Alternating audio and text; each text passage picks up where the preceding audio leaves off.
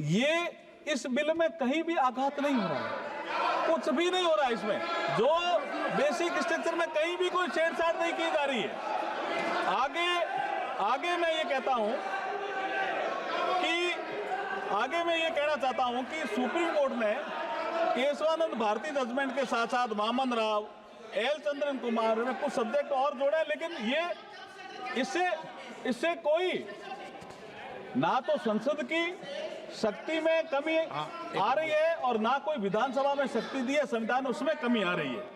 मैं एक चीज, जो बाबा साहब का यहाँ जिक्र आया और बाबा साहब के कोर्ट का भी जिक्र आया, मैं अध्यक्ष जी आपकी अनुमति से कहना चाहता हूं 4 नवंबर 1948 को संविधान सभा में देखिए, प्रधानमंत्री नरेंद्र मोदी जी ने मुझे ये अवसर दिया है।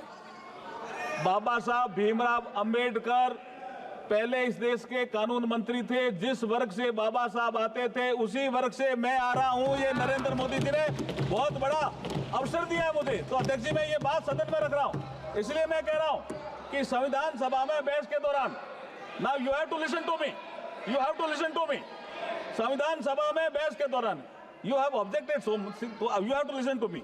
संविधान सभा में बहस के दौरान 4 नवंबर 1948 को बाबा साहब ने क्या कहा? संघवाद का मूल सिद्धांत यह है, बाबा साहब का कोट है ये, आई एम कोटिंग इट।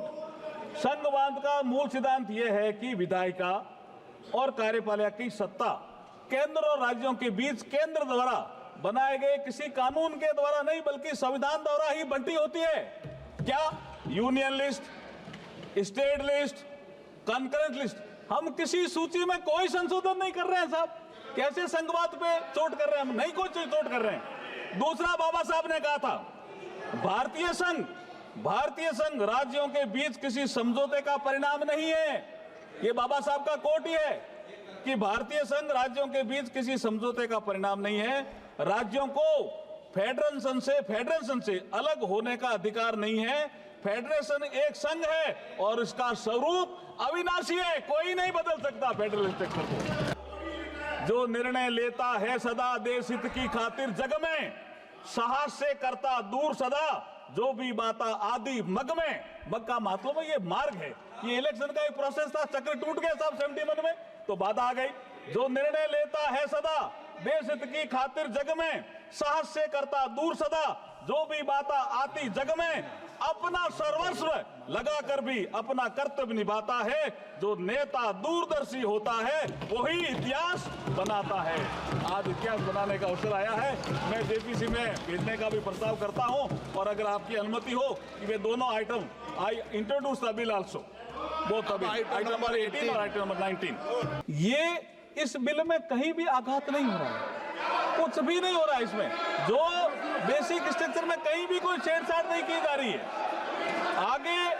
आगे मैं ये कहता हूं कि मैं ये कहना चाहता हूं कि सुप्रीम कोर्ट ने केशवानंद भारती जजमेंट के साथ साथ वामन राव, एल चंद्रन कुमार ने कुछ सब्जेक्ट और जोड़े, लेकिन ये इससे कोई ना तो संसद की शक्ति में कमी आ रही है और ना कोई विधानसभा में शक्ति दी है संविधान, उसमें कमी आ रही है।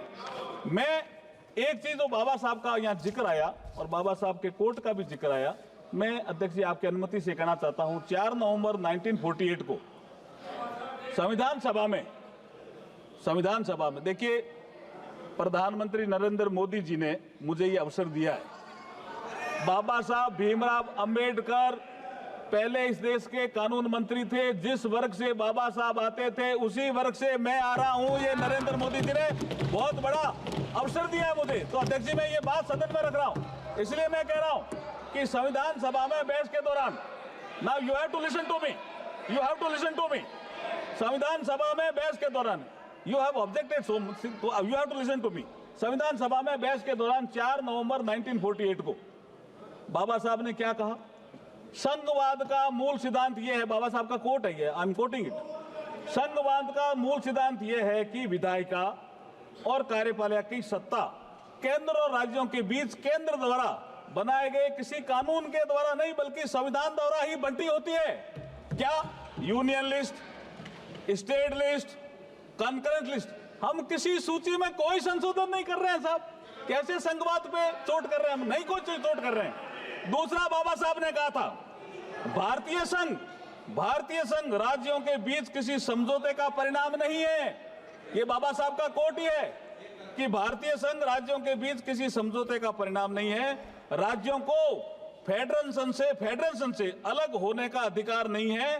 फेडरेशन एक संघ है और इसका स्वरूप अविनाशी है, कोई नहीं बदल सकता फेडरल स्ट्रक्चर को। जो निर्णय लेता है सदा देश हित की खातिर जग में, साहस से करता दूर सदा जो भी बाता आदि मग का मतलब है ये मार्ग है। ये इलेक्शन का एक प्रोसेस था, चक्र टूट गया साहब 71 में, तो बाधा आ गई। जो निर्णय लेता है सदा देश हित की खातिर जग में, साहस से करता दूर सदा जो भी बाता आती जग में, अपना सर्वस्व लगाकर भी अपना कर्तव्य निभाता है। जो नेता दूरदर्शी होता है वही इतिहास बनाता है। आज इतिहास बनाने का अवसर आया है। मैं जेपीसी में भेजने का भी प्रस्ताव करता हूं और अगर आपकी अनुमति हो कि वे दोनों item I introduce the bill also, both item number 18 और आइटम नंबर 19।